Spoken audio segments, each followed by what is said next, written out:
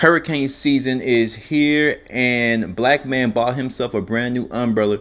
So he's walking down the street to his apartment, but he sees a black woman coming out the other end of the apartment, and he can tell she didn't have an umbrella and she didn't want to get wet.